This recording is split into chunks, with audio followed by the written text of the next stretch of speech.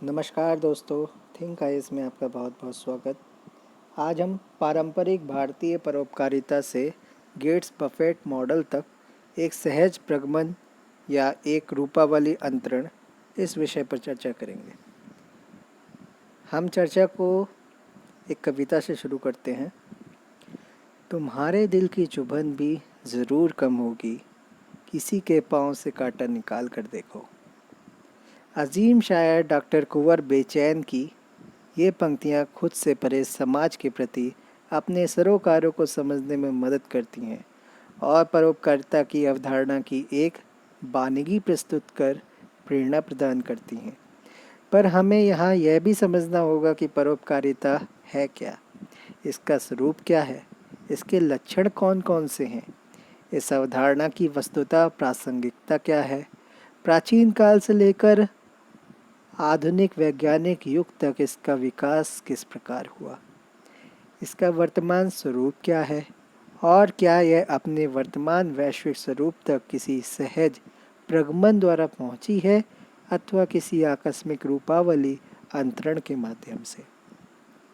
परोपकारिता दरअसल किसी देश या काल अथवा समय की सीमाओं से परे एक व्यापक और वैश्विक अवधारणा है। आध्यात्मिक जगत से लेकर भौतिक संसार में सामाजिक, आर्थिक, राजनैतिक, दार्शनिक, सांस्कृतिक, वैज्ञानिक सभी क्षेत्रों में, ग्रामीण व नगरीय परिप्रेक्ष्य में, व्यक्तिगत व सामूहिक स्तर पर परोपकार का दायरा पर्याप्त विस्तृत है। परोपकार शब्द दो शब्दों पर और उपकार से मिलकर बना है। पर अर्थात अन्य और उपकार यानी सहायता, सहयोग। परोपकार का शाब्दिक अर्थ है दूसरों की सहायता करना। व्यापक परिप्रेक्ष्य में देखें तो परोपकारिता के फलक का विस्तार अपने मित्र, बंधु बांधव, परिचित पड़ोसी, अपने शहर व प्रांत के लोग, देश से लेकर संसार के मनुष्यों तक या उससे भी आगे पशु पक्षियों, पेड़ पौधों और पर्यावरण के घटकों तक हो सकता है। यदि अंतर्राष्ट्रीय राजनीति के क्षेत्र में देखें तो प्रचुर प्राकृतिक संपदा से संपन्न राष्ट्र का वंचित राष्ट्र को धान्य आपूर्ति करना, तकनीकी रूप से पिछड़े देश को तकनीकी व वैज्ञानिक समर्थन उपलब्ध कराना, प्राकृतिक व मानवजन्य आपदा की स्थिति में विभिन्न शक्तिशाली राष्ट्रों के मध्य सहायता हेतु होड़ मचना आदि परोपकारिता के ही तो उदाहरण हैं। राष्ट्रीय स्तर पर केदारनाथ त्रासदी जैसे संकट के क्षणों में प्रधानमंत्री राहत कोष में भरपूर दान प्राप्त होना, दुर्गम व पहाड़ी राज्यों को विशेष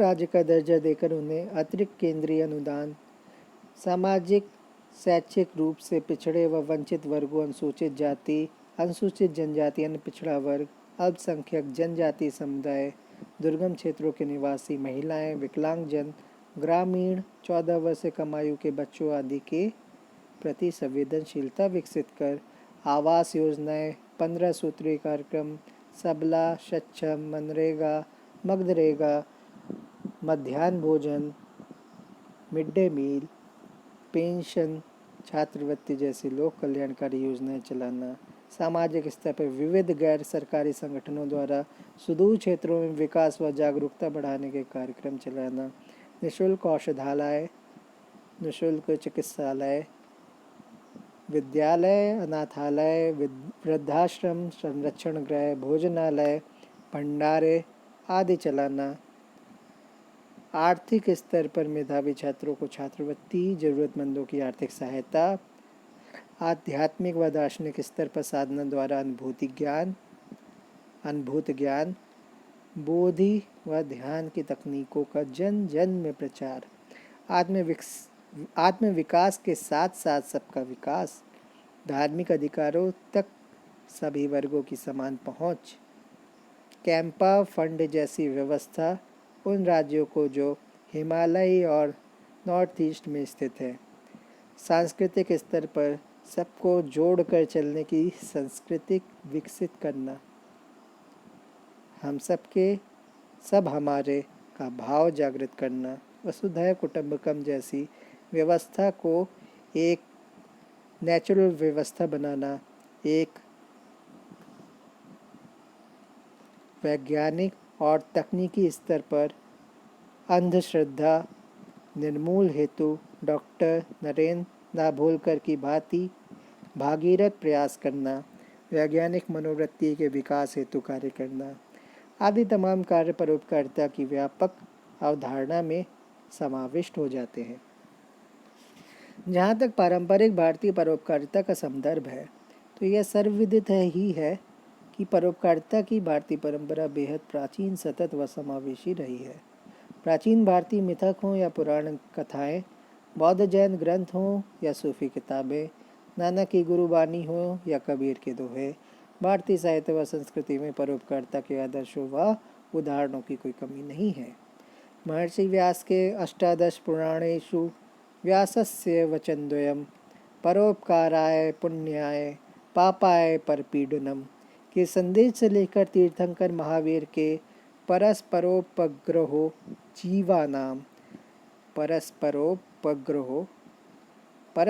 उपग्रहो जीवा नाम के आह्वान तक तथा बुद्ध के संदेश बहुजन हिताय बहुजन सुखाय से लेकर गुरु नानक के संदेश नानक नाम चढ़ दी कला तेरे भाड़े सरबत दा भला तक पारंपरिक भारतीय परोपकारिता का यह एक निरंतर पूर्ण विकास समान स्वरूप उभर कर सामने आता है।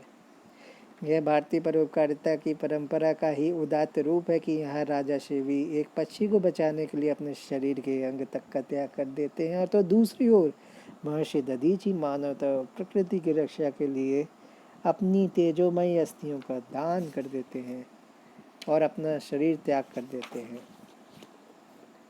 राजकुमार सिद्धार्थ बुद्ध अपने चचेरे भाई देवदत्त से एक मासूम हंस को बचाकर मारने वाले से बचाने वाला बड़ा होता है कि धारणा स्थापित करते हैं, तो कबीर, रैदास, नानक, दादू, रहीम, ज्ञानेश्वर, नामदेव, तुकाराम, नरसिंह, चैतन्य महाप्रभु, गोरख, तुलसी, सूर, शंकर देव, आंडाल, राबिया, मोइनुद्दीन चिश्ती, निज़ामुद्दीन औलिया, शेख सलीम चिश्ती जैसे संत फकीर खुद की परवाह किए बगैर तमाम प्रतिकूल परिस्थितियों के बावजूद जनमानस में दया, करुणा, अहिंसा, सत्य, परोपकार, संयम, तप, त्याग, सांप्रदायिक सद्भाव जैसे शाश्वत मूल्यों का प्रसार करने में जुटे होते हैं। भारतीय दर्शन में सदियों से रचा बसा यह परोपकारिता का मूल्य आज भी इसी कारण से न्यूनाधिक रूप से विकसित होकर उपस्थित होता है। इस मूल्य का असर देश के कोने कोने में, गांव शहरों में खुले हुए धर्मार्थ चिकित्सालयों, विद्यालयों, आश्रमों, अनाथालयों, वृद्धाश्रमों आदि के रूप में देखा जा सकता है। भारतीय स्वतंत्रता संघर्ष में राष्ट्रीय नेताओं व क्रांतिकारियों की शहादतें स्वयं में परोपकारिता का चरम आदर्श है। जब एक युवा बैरिस्टर देश लौटकर गरीबी, भुखमरी, भेदभाव, छुआछूत, शोषण का अंतहीन सिलसिला देखकर द्रवित हो उठता है और अपना संपूर्ण निज व परिवार हित त्याग कर एक धोती व लाठी धारण कर स्वयं को समाज के हित में झोंक देता है, तब राष्ट्रपिता गांधी के विराट व्यक्तित्व का निर्माण होता है। जलियांवाला बाग हत्याकांड के बाद टैगोर का नाइटहुड उपाधि का परित्याग हो या लाला लाजपत राय का लाठी खाकर प्राण त्याग हो, परोपकारिता के आदर्श से प्रेरित होकर ही इन महापुरुषों ने व्यापक हित में निज हित को तिरस्कृत किया। भारतीय संविधान के प्रस्तावना से लेकर राज्य के नीति निर्देशक तत्वों व मूल कर्तव्यों तक परोपकारिता की अवधारणा समाहित दिखाई देती है। केंद्र व राज्य सरकार द्वारा आम आदमी के विकास व राष्ट्र निर्माण के लिए चलाई जा रही कल्याणकारी योजनाएं परोपकारी राज्य के स्वरूप निर्मित करती हैं। अंतर्राष्ट्रीय राजनय के क्षेत्र में भी भारतीय परोपकारिता की मौजूदगी दिखती है, चाहे वो यूएन का पीस मिशन हो, शांति मिशन हो, चाहे वह अफगानिस्तान के पुनर्निर्माण में सहायता हो या नेपाल भूटान की पनबिजली परियोजनाएं की मदद हो। भारतीय परोपकारिता परंपरा आज भी बदस्तूर कायम है। भारतीय दर्शन में सदियों से रचा बसा यह परोपकारिता का मूल्य आज भी इसी कारण से न्यूनाधिक रूप में विकसित होकर उपस्थित होता है। आज योग भारत का परिचायक बनकर पूरे विश्व में छा गया है और यूनाइटेड नेशन ने भी इसे एक धरोहर के रूप में स्वीकार किया है। इस मूल्य का असर देश के कोने कोने में, गांव शहरों में खुले हुए धर्मार्थ चिकित्सालयों, विद्यालयों, आश्रमों, अनाथालयों और वृद्धाश्रमों आदि में के रूप में देखा जा सकता है।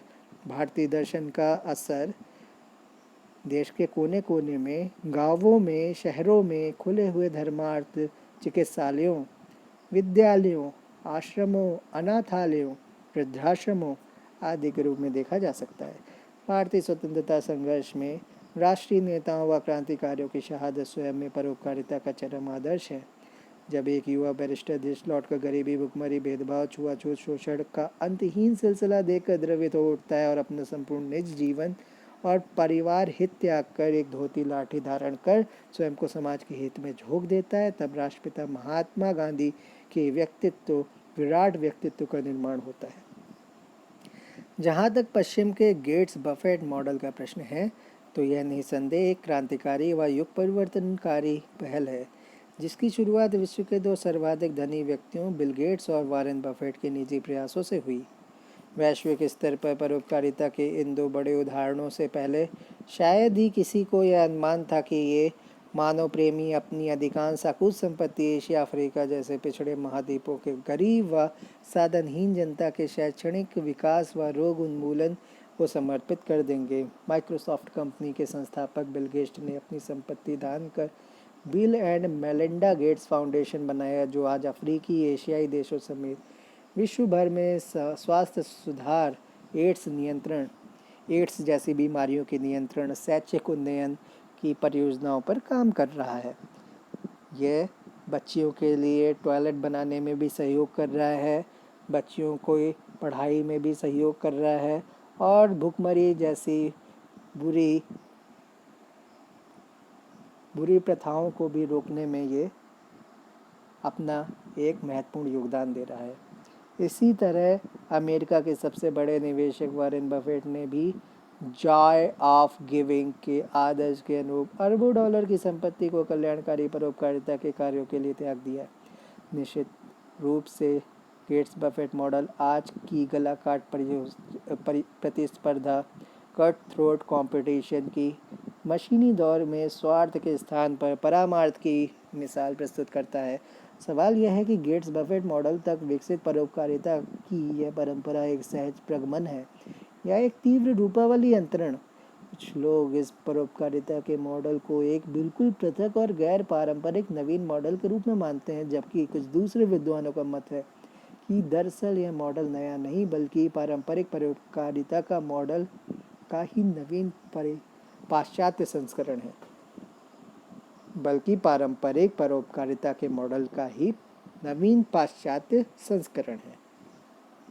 कोई भी घटना एक वैश्वीकृत समुदाय में आकस्मिक व अवतीर्ण न होकर पूर्ववर्ती दार्शनिक, सामाजिक, राजनीतिक, आर्थिक, सांस्कृतिक विकास समान परिस्थितियों का पर्याप्त प्रभाव स्वयं में समेटे हुए है। यद्यपि गेट्स बफेट मॉडल अपने स्वरूप व क्षेत्र विस्तार तथा कार्य संपादन में पर्याप्त रूप से पारंपरिक भारतीय परोपकारिता के मॉडल से भिन्न व नवोन्मेषी है, परंतु उस पर पारंपरिक भारतीय परोपकारिता के प्रभाव से अछूता रहने का आरोप लगाना संगत प्रतीत नहीं होता। जॉय ऑफ गिविंग या देने का आनंद दरअसल दार्शनिक रूप में परोपकारिता या परोपकाराय संताम विभूतयः के दर्शन का ही सहज विकास है। भारतीय परंपरा में व्याप्त वसुधैव कुटुंबकम के चिंतन का ही यह सहज प्रगमन है कि गेट्स बफेट मॉडल अपनी कल्याणकारी गतिविधियों को अमेरिका तक सीमित न रखकर विश्व के सर्वाधिक पिछड़े व गरीब क्षेत्रों तक विस्तृत कर रहा है। अन्यथा यदि गेट्स बफेट मॉडल के अंतर्गत महज उनके देश के भीतर ही विकास कार्य किया जाता तो भी यह परोपकारिता ही कहलाता, परंतु गेट्स बफेट ने देशों, जातीयताओं, धर्मों, संप्रदायों, भाषाओं की संकीर्ण सीमाओं का अतिक्रमण करते हुए अधिक जरूरतमंदों व वंचित लक्ष्य समूहों के मध्य अपनी परोपकारी योजनाएं संचालित की। संस्कृत साहित्य में एक उक्ति है, महाजनों येन गतः सा पंथः, अर्थात महान लोग जिस राह पर जाते हैं वही श्रेष्ठ व अनुकरण करने योग्य मार्ग है। इसी तरह गीता में भी लिखा गया है, श्रेष्ठ लोग जैसा आचरण करते हैं साधारण लोग उसी का अनुकरण करते हैं। क्या यही विशेषता हमें गेट्स बफेट मॉडल में नहीं दिखाई देती, जहां जॉय ऑफ गिविंग के आदर्श के प्रति रुचि में बिल गेट्स के दान के बाद और इजाफा दिखाई देता है। वॉरेन बफेट ने भी इसी तरह श्रेष्ठ मार्ग का अनुसरण करते हुए अपनी संपदा को जन कल्याण हेतु समर्पित किया। यहाँ यह भी ध्यान देने योग्य है कि पश्चिम का यह गेट्स बफेट मॉडल पारंपरिक भारतीय परोपकारिता का सहज प्रगमन होकर भी पर्याप्त नवीन, मौलिक व नवोन्मेषी है। उदाहरण के लिए, जहाँ भारतीय पारंपरिक मॉडल प्रायः त्याग व दान की परंपरा तक सीमित रहता है, वहीं गेट्स बफेट मॉडल ने त्याग दान तक स्वयं को सीमित न रखकर उसके उचित उपयोग और कल्याणकारी कार्यक्रमों व गतिविधियों तक अपना विस्तार किया है। यह किसी भी चीज़ को हम दूर से जब देखते हैं तो हमें वो बहुत आसान दिखाई देती है। जब हम उस चीज़ को पास से और उसके नज़रिए से देखना शुरू करते हैं तो हमें उसकी कठिनाइयों का पता चलता है। यही चीज़ हम वॉरेन बफेट और बिल गेट्स के मॉडल में देख सकते हैं। उसने गरीबी देखी तो, लेकिन गरीबी की जड़ों तक जाकर उसकी समस्याओं को दूर करने का प्रयास किया।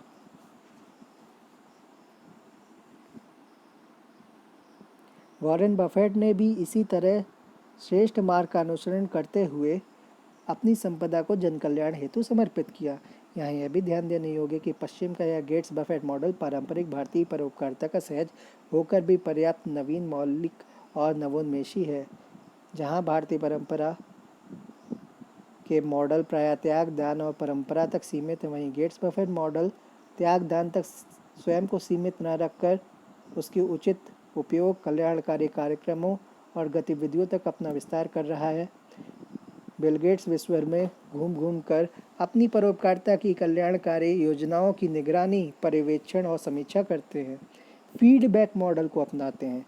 यह महत्वपूर्ण है क्योंकि बहुधा ऐसा देखा गया है कि परोपकारिता के प्रयास में दान का दुरुपयोग या अनुपयोग होने लगता है। इसके अतिरिक्त गेट्स बफेट मॉडल की कार्य संस्कृति, कॉरपोरेट कल्चर की कार्यकुशलता, तीव्र निर्णय, प्रोफेशनलिज्म और लक्ष्य आधारित कार्यक्रम निर्माण जैसी आधुनिक मैनेजमेंट युक्तियों से लैस है। हम ये नहीं कह सकते कि हमने किसी को धन दे दिया तो उससे सारी समस्याओं का हल हो जाएगा। क्या वो धन सदुपयोग हो रहा है या कल्याणकारी कार्यों में लग रहा है, इसका मैनेजमेंट भी बहुत ज़रूरी है। यह पद्धति भी गेट्स बफेट मॉडल की मौलिकता व विशिष्टता को स्थापित करती है, जिसमें हम मैनेजमेंट को देख सकते हैं, जिसमें हम लक्ष्य आधारित कार्यक्रमों के निर्माण को देख सकते हैं, तीव्र निर्णय को देख सकते हैं, प्रोफेशनलिज्म को देख सकते हैं, कार्यकुशलता को देख सकते हैं, कॉरपोरेट कल्चर को देख सकते हैं, कार्य संस्कृति को देख सकते हैं। इसके अतिरिक्त हम मौलिकता को भी देख सकते हैं। हम गेट्स बफेट मॉडल का परमार्थिक उद्देश्य भारतीय मॉडल से मेल खाता है, इस पर भी हम बहुत हद तक बहुत कुछ कह सकते हैं कि Gates Buffett model, Bill Gates का मॉडल और वॉरेन बफेट का मॉडल, दोनों ही मॉडल भारतीय मॉडल से बहुत हद तक मेल खाते हैं। क्योंकि भारतीयता में हम ये देखते थे कि हमेशा से दान और परोपकार की भावना थी। हमेशा से लोग, अगर हम बुद्ध धर्म को ही देखते हैं तो बौद्ध भिक्षु होते थे जो घर घर जा कर के भिक्षा प्राप्त करते थे और लोग खुशी खुशी भिक्षा दान भी करते थे या दान में कुछ न कुछ देते भी थे उन्हें। तो इस तरह की चीज़ों को हम अपने इतिहास में भी देख सकते हैं। यदि प्रभाव की दृष्टि से देखें तो रहीम लिखते हैं, रहीमन यूं सुख होत है उपकारी के संग, बाटन वारे को लगे जो मेहंदी के रंग। क्या बात है। ठीक इसी तरह गेट्स बफेट मॉडल के क्रियाकलापों के परिणामस्वरूप न केवल उनकी कंपनियों के वैश्विक साख और प्रतिष्ठा में बढ़ोतरी हुई, बल्कि उनकी बैलेंस शीट भी पहले से मजबूत हुई। यहाँ पे यह देखना बहुत ज़रूरी है कि जब कोई परोपकारी कार्य करता है तो उसकी साख में भी वृद्धि होती है, उसकी मार्केटिंग भी अच्छी खासी होती है। अगर परोपकारी कार्य हो रहा है तो ज़्यादा से ज़्यादा लोगों तक पहुँच बनाई जाती है, ज़्यादा से ज़्यादा लोगों तक अपनी आवाज़ को, अपने उद्देश्यों को पहुँचाया जाता है। आप समाज के लिए क्या कार्य कर रहे हैं, आपके जो कार्य समाज के हित में है या समाज के हित में नहीं है, लोगों को यह सब जानने का मौका भी मिलता है।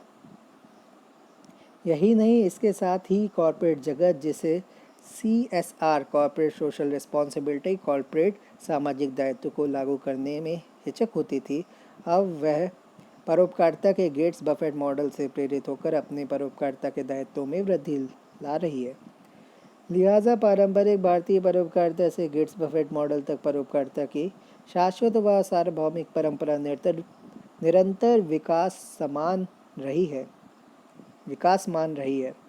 साथ ही कहना होगा कि परोपकारिता के गेट्स बफेट मॉडल ने परोपकारिता के मूल्यों को वैश्विक परिदृश्य पर उभारा है और इसे अंतर्राष्ट्रीय स्तर पर प्रस्तुत कर नवीनता भी प्रदान की है। धन्यवाद।